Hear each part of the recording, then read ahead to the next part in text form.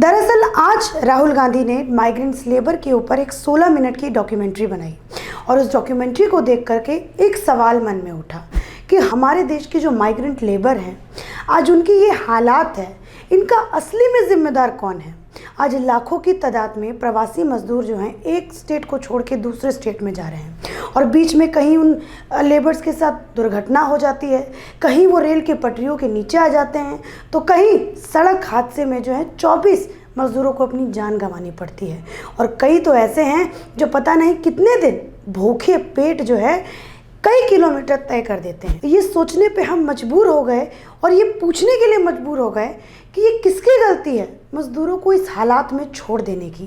क्या राज्य सरकारें की या फिर केंद्र सरकार में बैठी बीजेपी सरकार की। बहरहाल ये प्रश्न मैं आप लोगों पे छोड़ती हूँ। कमेंट सेक्शन में इसका उत्तर जरूर दीजिएगा कि किसकी गलती है, राज्य सरकारों की या फिर केंद्र सरकारों की। एक तरफ राज्य सरकारें जो हैं, कांग्रेस शासित जो राज्य सरकारें हैं, वो केंद्र सरकार पे ये इल्ज़ाम लगा रही है कि इन्होंने जो है लॉकडाउन बिना कुछ सोचे समझे कर दिया। सोनिया गांधी ने अपने हाल फिलहाल के एक मीटिंग में कहा कि भाजपा सरकार लॉकडाउन के माध्यम से लोकतंत्र की हत्या कर रही है। मतलब उनका कहने का तात्पर्य ये था कि भाजपा सरकार ने बिना कुछ सोचे समझे जो है लॉकडाउन लगा दिया और ये अंत से अनंत तक लॉकडाउन को खींचे जा रहे हैं। ये एक बार में बता भी नहीं रहे हैं कि लॉकडाउन कब ख़त्म होगा।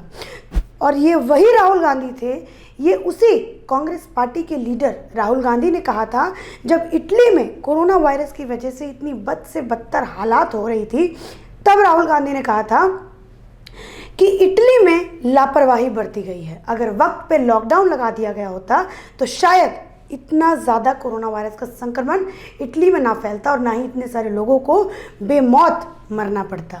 और आज उन्हीं की सरकार हमारे देश में लॉकडाउन लगाया गया है उस पर सवाल खड़े कर रही हैं। कह रही हैं कि बीजेपी सरकार ने ये जो लॉकडाउन लगाया है ये बिना कुछ सोचे समझे लगाया है। इसमें मजदूरों का, किसानों का, यहाँ तक कि व्यवसाय करने वाले लोगों का भी हनन हो रहा है। अब आप इस डॉक्यूमेंट्री में देख पा रहे होंगे कि राहुल गांधी बैठ करके कुछ प्रवासी मजदूरों से बात कर रहे हैं, उनका हाल चाल पूछ रहे हैं।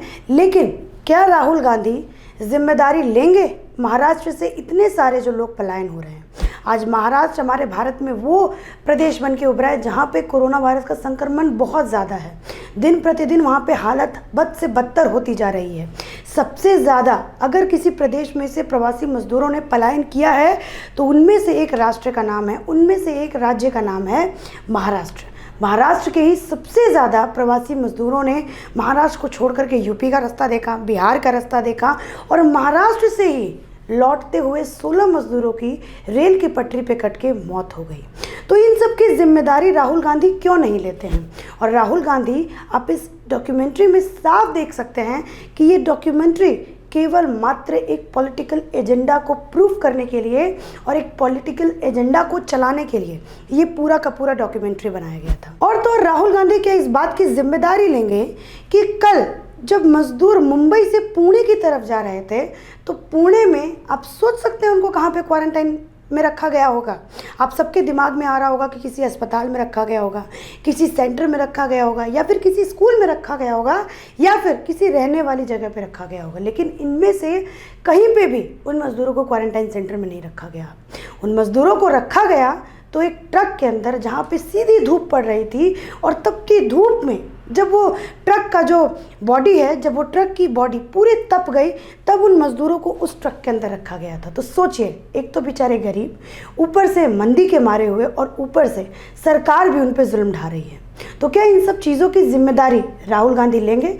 जिस तरीके से उन्होंने संवेदनशीलता जो है मज़दूरों के प्रति अपनी इस डॉक्यूमेंट्री में दिखाई, क्या असली जीवन में भी जहाँ पे उनकी सरकारें हैं, फिर चाहे पंजाब हो, वहाँ से भी बहुत सारे लोग जो हैं पलायन करके एक प्रदेश से दूसरी जगह गए। महाराष्ट्र एक उनका प्रदेश है।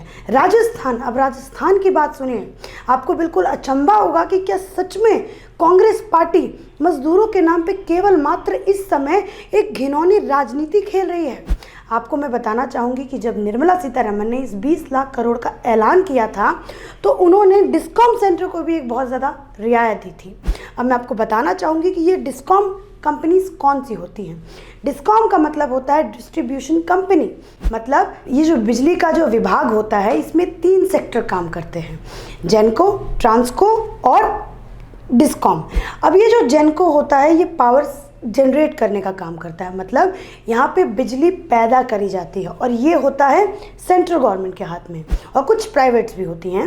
और आपको बता दूँ ट्रांसको जो होता है गैंको से डिस्कॉम तक बिजली पहुँचाने का काम करता है, मतलब ट्रांसमिशन ऑफ इलेक्ट्रिसिटी करता है। और जो डिस्कॉम होता है डिस्ट्रीब्यूशन कंपनीज, जिसका मतलब होता है कि वो जो कंपनी होती हैं वो जेनको से प्रोड्यूस की हुई इलेक्ट्रिसिटी को लोगों के घरों तक, इंडस्ट्री तक, होटल्स तक, सब जगह जो है एंड कंज्यूमर तक इस बिजली को लोगों तक पहुंचाए। और ये जो होती है यूनियन टेरिटरीज में सेंट्रल गवर्नमेंट के हाथ में होती है और स्टेट में जो है स्टेट गवर्नमेंट के हाथ में होती है। तो जो राजस्थान की जो डिस्कॉम कंपनीज हैं, जयपुर डिस्कॉम, अजमेर डिस्कॉम, ये सारी की सारी राजस्थान सरकार के हाथों में आती है। और आपको मैं बता दूं तो केंद्र सरकार ने जेनको को एक बहुत ही ज़्यादा रियायत दी है लॉकडाउन के समय में। उन्होंने कहा है कि जो भी डिस्कॉम कंपनीज हैं उनमें बहुत ज़्यादा छूट दी जा रही है, मतलब 3 महीने की रियायत उनको मिल रही है गेनको को पैसा देने के लिए, मतलब 3 महीने तक वो जेनको को पैसा नहीं देंगे। मतलब जो स्टेट गवर्नमेंट है वो अपनी जो डिस्कॉम कंपनीज हैं उनको 3 महीने तक बिना किसी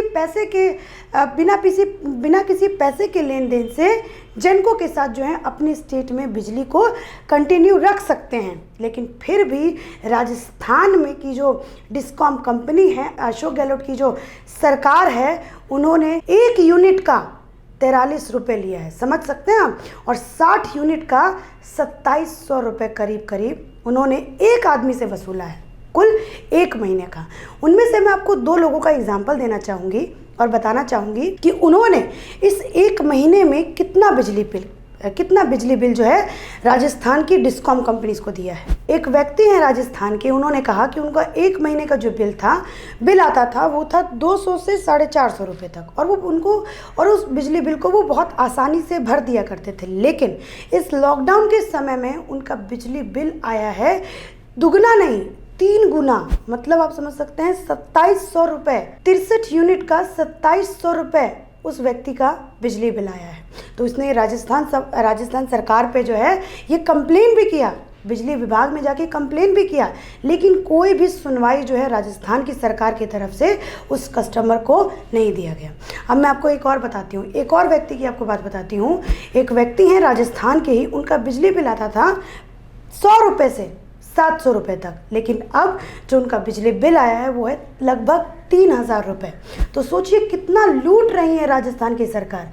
उनको सारा मजदूरों का दुख, सारी जो मजदूरों की परेशानी है, कांग्रेस पार्टी को केवल मात्र वो डॉक्यूमेंट्री में दिखाया है। आज राहुल गांधी ने एक और, मैं आपको इस बात का पेच बताना चाहूँगी कि राहुल गांधी ने इस डॉक्यूमेंट्री को यूपी बॉर्डर पर बनाया। अगर सच में ये मजदूरों के बारे में सोचते तो ये हर जगह जाके डॉक्यूमेंट्री बनाते, फिर चाहे वो यूपी बॉर्डर पे हो, फिर चाहे वो महाराष्ट्र पे हो, फिर चाहे पंजाब पे हो, फिर चाहे झारखंड में हो, ये हर जगह के प्रवासी मजदूरों का जाके एक डॉक्यूमेंट्री बना के लाते हैं और हालत दिखाते कि मजदूर इस समय कितना परेशान है।